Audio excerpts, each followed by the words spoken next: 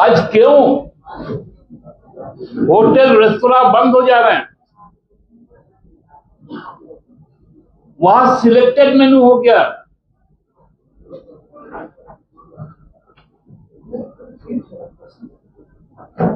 जो बाहर से लोग पढ़ने आए हैं, बच्चे जो पढ़ने आए हैं, मेस बंद हो गए। वो पढ़ाई छोड़कर घर जा रहे हैं, अभी परीक्षा का समय है।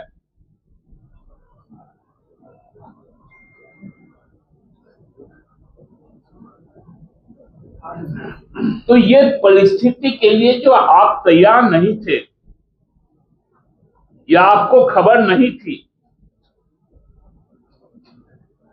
तो उसके लिए क्या जिम्मेवारी इस देश के लोग, क्योंकि इस देश के लोगों ने तो आप पे भरोसा किया, आपको अपना नेता चुना।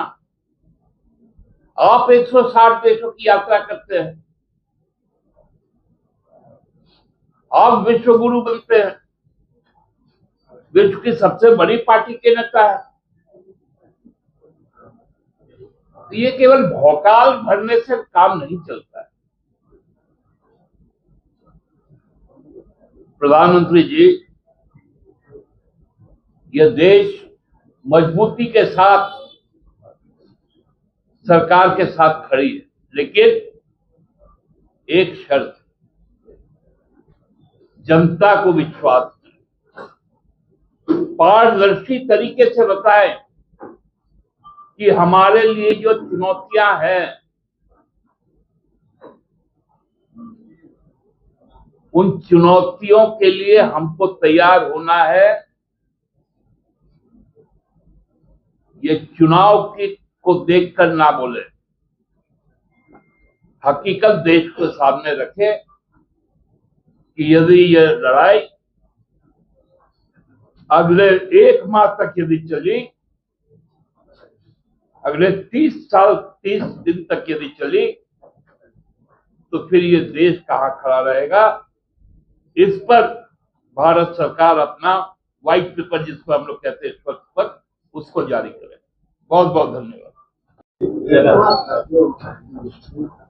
हम सब जान रहे हैं कि विगत 24 दिनों से जो वैश्विक संकट है, उस पर आज प्रधानमंत्री जी का नींद टूटा और 25 मिनट उन्होंने लोकसभा में अपना संबोधन दिया।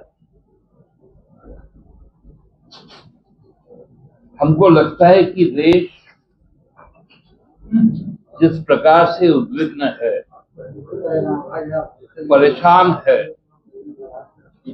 वो चाहता था कि माननीय प्रधानमंत्री जी जब देश के सामने आएंगे और देश को संबोधित करेंगे, तो वो भारत का इस वैश्विक संकट में स्थान क्या है और हमारे लिए जरूरी जो जीवन उपयोगी जो चीजें हैं, चाहे वो ऊर्जा हो, पेट्रोलियम हो, खाद हो, और हमारे जो बाहर में जो मानव संपदा है, उनको लेकर उनके अपनी दृष्टि और भारत सरकार की दृष्टि क्या है, उस पर वो कुछ बोलेंगे और कुछ राहत की बात करेंगे। लेकिन जिस प्रकार से उनका आज जो बॉडी लैंग्वेज था,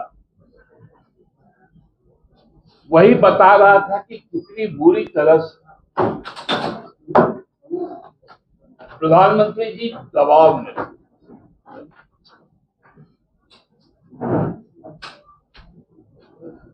24 दिन लगा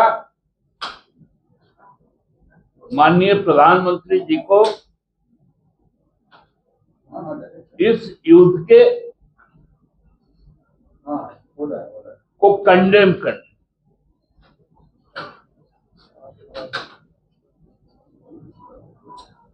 उन्होंने कहा कि हम जो मध्य पूर्व के जो देश, उनके राष्ट्राध्यक्षों से 2 बार बात की, संबंधित सभी पक्षों से हम बात कर रहे हैं, लेकिन देश जानना चाहता था कि आप बात क्या कर रहे हैं।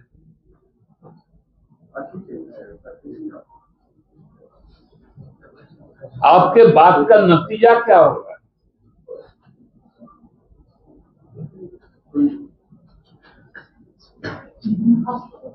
आप जो अरब देश हैं, वहां से हमारे लोगों को ले आने की क्या काम कर रहे हैं? उन्होंने कहा कि हम ईरान से 1000 लोगों को लाए, जिसमें 700 मेडिकल के छात्र। ये तो 28 तारीख के पूर्व, जब ईरान पर हमला हुआ, उसके पहले ही ईरान सरकार ने अपने सभी एजुकेशनल इंस्टीट्यूशन को बंद कर दिया था, और जितने भी विदेशी छात्र थे उनको कहा था कि आप अगले आदेश तक आप अपने अपने मुल्कों में चले जाए। इसमें हमारा उपलब्धि क्या था?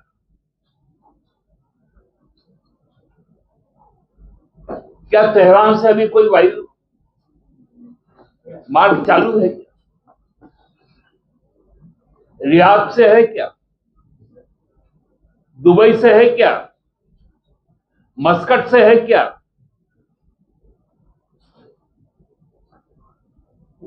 या हमारी सीधी उड़ानें कहीं से भी हमारा हवाई रूट चालू है।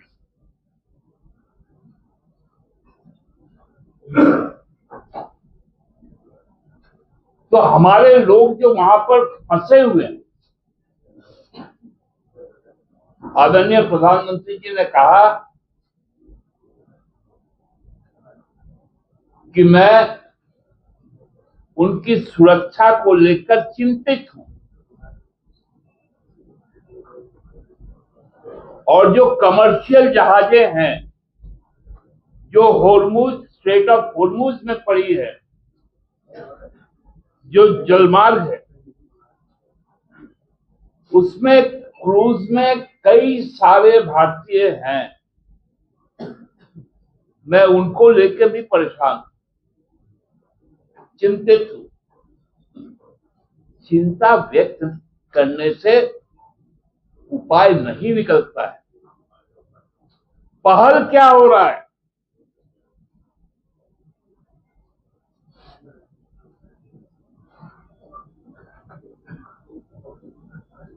ईरान के साथ साथ इजराइल और अमेरिका क्या कंडेम क्यों नहीं हो रहा है?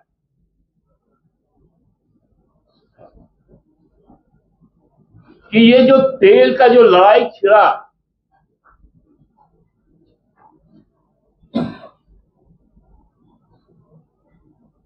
आज मैं सुन रहा था प्रधानमंत्री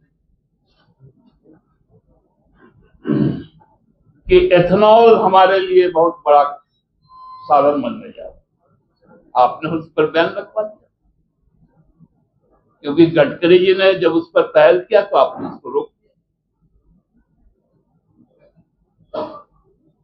अब आप बायोगैस की बात कर रहे हैं।